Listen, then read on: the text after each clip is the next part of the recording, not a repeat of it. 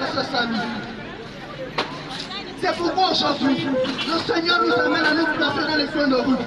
Le Seigneur nous amène à nous placer dans les coins des carrefours pour dire pas pour draguer, pas pour draguer, pas pour braquer, pas pour voler, mais pour dire à nos pères, à nos mères, à nos soeurs, pour dire Jésus retient. Pour dire Jésus retient. Il est temps de se repentir.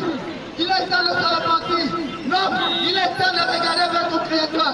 L'homme, il est temps de regarder vers Jésus. L'homme, il est temps de tourner ton regard les choses du monde. L'homme, il est temps de venir à Dieu, car le temps est fini.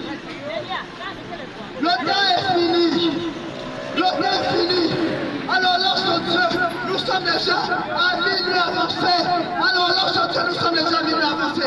Nous sommes en train de vivre les dernières secondes de l'enlèvement de l'Église. L'Église va bientôt partir. L'Église va bientôt être enlevée.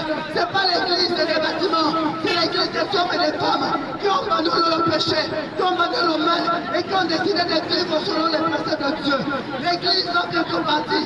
L'Église va bientôt partir. Oui, tu mon frère. La vie que tu es en train de mener n'est pas une éternité. Et le Dieu ne te fait croire qu'être dans l'infélicité c'est une éternité. Être dans la sorcellerie c'est une éternité. Être dans le mensonge c'est une éternité. Ce n'est pas une éternité. Tu viendras mourir. Tu viendras avant de l'âme. Tu viendras être dans les quatre planches. Mais quand tu meurs, tu vas où? J'ai du mal. J'ai du mal à voir combien de fois le peuple de Dieu détourne les regards de son Créateur. J'ai du mal à voir comment le peuple de Dieu blasphème son Créateur.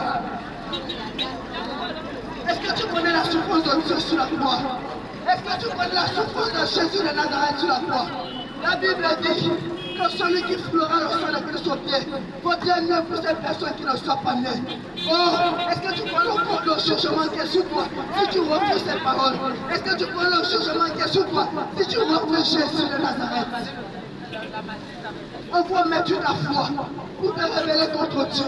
Ou en qui mets-tu ta foi pour te révéler contre Dieu?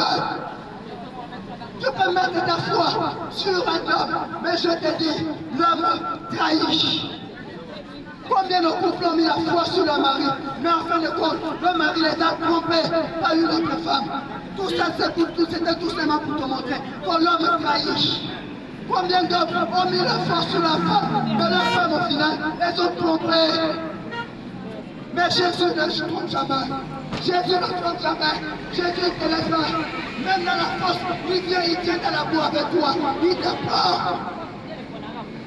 Jésus n'a pas abandonné.